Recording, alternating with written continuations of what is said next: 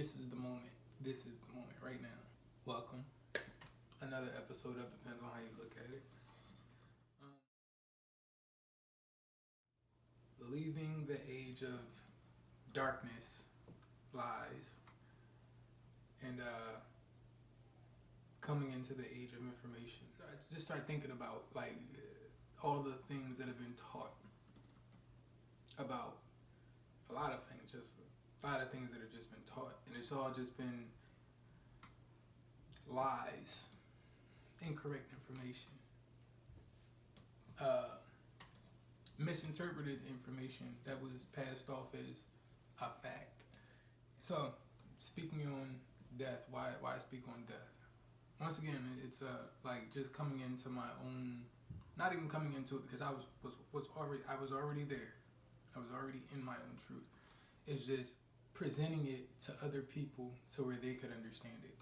How do we explain death to another person in a correct manner? In my opinion, a way that we would explain death to someone else would be, say it just how it is. Life isn't really life. It's just an experience that we're having. That's it. That's all. It's just an experience that we're having. How would you explain death to a kid? You wouldn't explain death to a kid because death isn't real. Yeah, death wouldn't even come up. It would be like, alright, so matter of fact, it'd be like, why are we here? And it would easily be, you would not say we're here to live life. We're here for an experience. We're here to grow. We're here to grow spiritually, meaning that there's with the understanding that everyone should be coming into about the fact of we are spirits. We're not the bodies. We're the spirits. We're the energy that's moving the body. The spirit is the energy. So this right here is coming into that information right there. When a child asks that question, it should not be, we're here to live life, we're here to do any of that stuff. We're here for an experience, we're here to learn, we're here to grow, we're here to experience one another. We're here for this, for a physical experience. Believe it or not, that child knows already. It's just that child does not remember. That child does not remember this plane of experience. That's why children ask so many questions about here, but they can tell you about so much other stuff, and they're just speaking like they're subconsciously speaking, and then you like an adult would say, wow, I learned something from a child. This is why, because that children are speaking subconsciously. They do not know how to they're not consciously putting information out. They're subconsciously putting out information. Going into where we are now, that's becoming a bit harder to do because they're always in a phone and everything. So they're already being separated from what they are and where they come from. How exactly do we talk about death? We say it just how it is. We were never here for a life. We were here for an experience. Once your experience is over, you go back home. It's like you going camping, or you going hiking, or you going to swim with the dolphins. Something like that, like something that's positive. Something that's actually giving you energy, not taking energy. This right here is why the analogy of going to a sporting event or going to a concert or going to a club, this right here is why that wasn't used, because those types of things pull energy away from you. It does not give you energy. We come here, we incarnate here on earth, and then once our experience is over, we go back home. And that's how it needs to start to be. This is how we need to start not only looking at it, but explaining it as well. Because that's what it is. It's not the fact about, because everybody will say it. We're not here to live forever. We're just here for the moment. People say this, whatever. People say it, people don't say it. It doesn't matter. But me personally, I've heard it before. Technology, which the human body is the technology. We need to come back into knowing of exactly what we are. Lose the idea. Lose the idea of the perfect life, the life you dream of. Because if you have life, you have death. But if you just remember that you're here for an experience, that you're here for this human experience, you come back into the knowing that you never die. You just go back home. You can go and you can look this up. You can ask. You can't look it up from somebody that has never experienced a death. Obviously, it would have to be one of those people, and they'll tell you, all of that was taught in church, school, in the house where you grew up. None of that it's not true. It's not. Stop talking about it. We need to let it be known that this is what it is. It's not. It's not something to be afraid of. Because people, you do have people out there that do say, that they're not afraid of death, but then, or they're not afraid of anything. Whenever they start smoking weed, and then it's, no, I don't want to talk about that. Like, I want to blow my high. If talking about death when you get high, what you're afraid of, wow, there's nothing to be afraid of. Going home is natural. It'll be like, if going home wasn't natural, it'd be like you going to school, just setting up camp in school. That's what it'll be, and that's not the case. See it for what it is. The earth has let us come and be here for an experience. God has let us be here for an experience. Let's go ahead and recognize that and stop calling it anything less than what it is. Let's not look at it any differently than you putting your shoes on, an experience. You tripping and rolling in the grass, that's an experience. You drinking a cold drink and you feel it just spreading out as you drink it. Like in the middle of summer, you drinking this cold drink and you just feel the coolness just spreading throughout your whole body.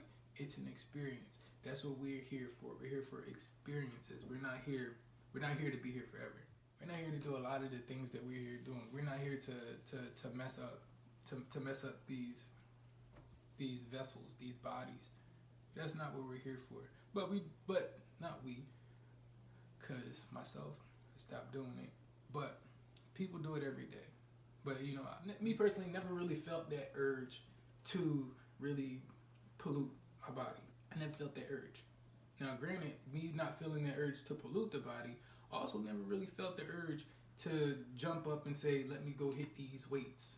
Let me go do this. Let me go do that. No, I've never really felt that either, though. Let's experience it how we're supposed to experience it. There's only the moment, and it's like, there's things people would say, we're just in this moment. That's it. It's just a moment. The past doesn't matter. The future doesn't matter. It's just the moment. The past, you can't change the past, and then the future is an infinite amount of possibilities. So you just can't say that you're going to go into the future this one way, and then next thing you know, you over here or you over there. You're whatever. Like you're somewhere. Like you're not exactly where you said that your future was going to be. So it's just just live in the moment, living right now. That's not to say that you don't necessarily look for better. You don't look for not even better, because to say that even like that, even to say that you're looking to look for better, that means that you are not satisfied with right now. And once you're not satisfied with something, you'll never feel good enough. So just realize that happy with this right here. I see myself as being good enough to have this. If something else comes along, we'll gratefully accept it. But for someone to say, need the newest thing out, like what is it now? It's everybody keeps going for the newest phones. It's never good enough. Is that striving for something? Just feeling that something is never good enough. Like it's never good enough. Me personally, got the same old iPhone, and it's like that right there really had to click for me. And honestly, I even got rid of phones, everything, because when that happened, oh my goodness, everything was just clear. There was all burdens were just released. Then it's like you have people that say, well, how would you keep in contact if you don't have a phone? Well, you gotta find other means, because there's other ways. There are other ways. I'm not gonna get into the other way. I'm not gonna get into the main other way, but you know, people will always know how to get in contact with you. Somebody needs to get in contact with you. Like, if they really want to get in contact with you, they'll get in contact with you. Whether it just be, hey, what's going on? Or whether they call someone else's phone that knows how to say, hey, what's going on? No matter what it is, it's like, so don't look at it as you need to have a phone for that reason. And like that right there is my own personal experiences as well, though. So it's like, if you do feel as if you need a phone, like, all right, go ahead and get a phone. Or keep a phone. Just be satisfied with what you have. Because once you're not satisfied, if you're not satisfied with one thing, you'll find another thing to not be satisfied with. Be satisfied with what you have. Hold your experiences. Don't hold on to the past, but hold on to your experience in this one moment. And then when this moment is over, go to the next experience. Then the next one, and the next one, and the next one, and the next one, next one, next one, next one, next one, next one. You have these memories of, hey, did this in the past. That was nice. You watching this video right now, this is the moment for you to just live in this experience. That's it. And you know, sometimes it does get hard to do sometimes. That's just because we let ourselves think that it's hard to do. When it's really not. It's a let go of the brain clutter. You have to do this. You have to do that. This needs to be done. If you don't feel like doing it right now, you don't have to do it right now. That doesn't mean procrastinate on everything. That doesn't mean not do something. That just means that if you're tired right now, don't worry about cleaning the kitchen. If you would have done it the correct way, the kitchen would have been cleaned as you went along, though. Me personally, I do have a problem with that sometimes. Sometimes I'm good with it. Other times, I'm not good with it. That right there is the proper way to clean up the kitchen as you're going along. It's just clean as you go.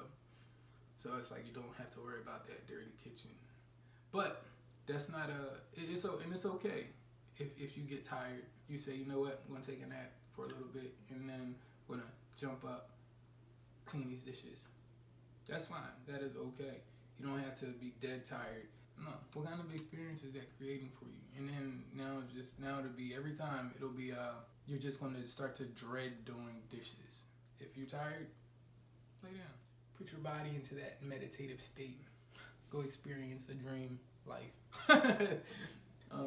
No, but yeah, that right there was all though. Experience, like speak, like actually start to truthfully tell what death is.